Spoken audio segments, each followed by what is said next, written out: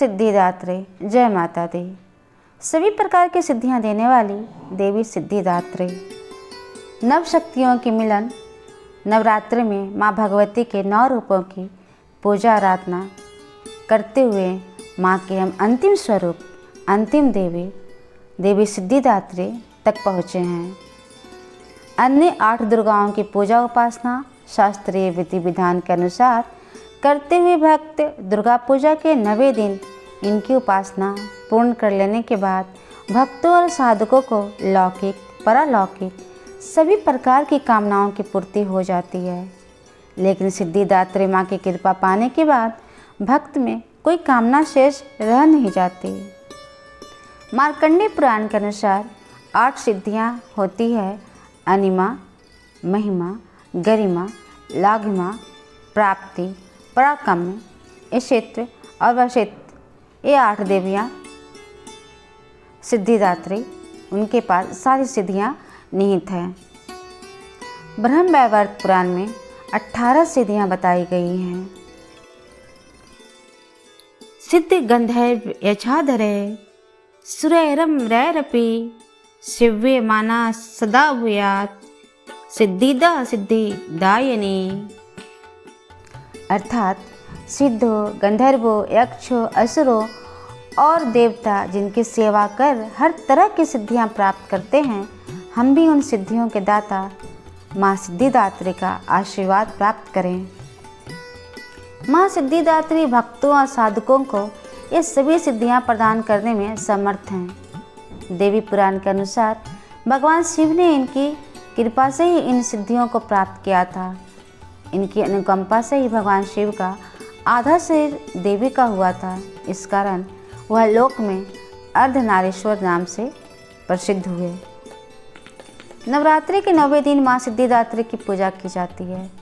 इस दिन शास्त्रीय विधि विधान और पूर्ण निष्ठा के साथ साधना करने वाले साधक को सभी सिद्धियाँ की प्राप्ति हो जाती है। सिद्धियाँ वे शक्तियाँ हैं जो मनुष्य को भौतिक और आध्यात्मिक दोनों तरह से लाभ पहुँचाती हैं।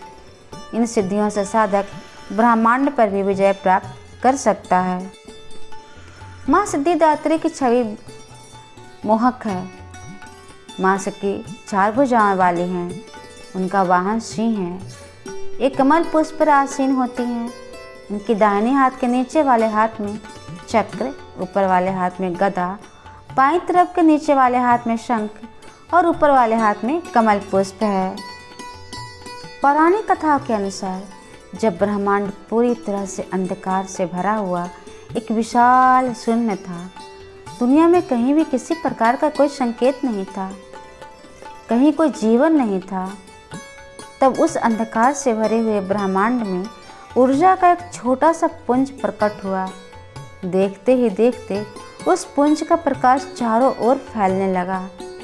फिर उस प्रकाश के पुंज ने आकार लेना शुरू किया और अंत में वह एक दिव्य नारी के आकार में विस्तृत होकर रुक गया।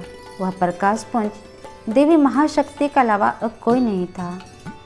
सर्वोच्च शक्ति ने प्रकट होकर त्रिदेवों ब्रह्मा, विष्णु और महेश को अपने तेज से उत्पन्न किया और तीनों देवों की सृष्टि को सुचारू रूप से चलाने के लिए अपने अपने कर्तव्यों के निर्वहन के लिए आत्मचिंतन करने को कहा। देवी के कथनानुसार तीनों देव आत्मचिंतन करते हुए जगत जननी से मार्गदर्शन हेतु कई युगों तक तपस्या में लीन रहे। अंततः उनकी तपस्या से प्रसन्न होकर महाशक्ति माँ सिद्धिदात्री के रूप में प्रकट हुई। देवी माँ सिद्धिदात्री ने ब्रह्मा जी को सरस्वती जी, विष्णु जी को लक्ष्मी जी और शिव जी को आदि शक्ति प्रदान किया। माँ सिद्धिदात्री ने ब्रह्मा जी को सृष्टि की रचना का भार सौंपा, विष्णु जी को सृष्टि के पालन का कार्य दिया और महादेव को समय आने पर सृष्टि के संहार का उत्तरदायित्व सौंपा। माँ ने तीनों देवों को बताया कि उनकी शक्तियाँ उनकी पत्नियों में हैं, जो उनके कार्य निर्वहन में उनकी सहायता करेंगी। उन्होंने त्रिदेवों को दिव्य चमत्कारी शक्तियाँ भी प्रदान की, जिससे वे अपने कर्तव्य को पूरा करने में सक्षम हो सकें। देवी ने उन्हें 8 अलौकिक शक्तियाँ प्रदान की। इस तरह 2 भागों नर एवं नारी, देव दानव, पशु पक्षी, पेड़ पौधे तथा दुनिया के कई और प्रजातियों का जन्म हुआ। आकाश असंख्य तारों, आकाश गंगाओं, नक्षत्रों से जगमगा उठा। पृथ्वी पर महासागरों, नदियों, पर्वतों, वनस्पतियों और जीवों की उत्पत्ति हुई।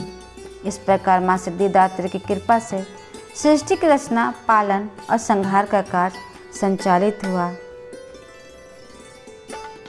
एक अन्य कथा के अनुसार जब पृथ्वी पर दानव महिषासुर का अत्याचार काफी बढ़ गया था, सभी देवता त्राहि त्राहि कर रहे थे, तो सभी देवता ब्रह्मा, विष्णु और शिव के शरण में जाते हैं।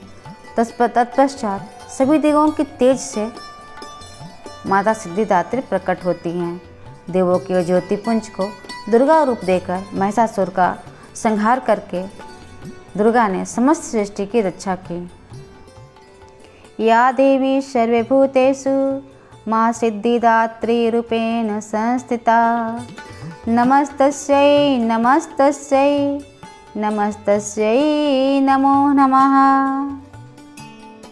माता को बैंगनी रंग अत्यंत प्रिय है। साधक बैंगनी रंग के वस्त्र पहनकर ही माता का पूजन करे तो अति उत्तम होगा। माता को मिठाई का भोग बहुत पसंद है।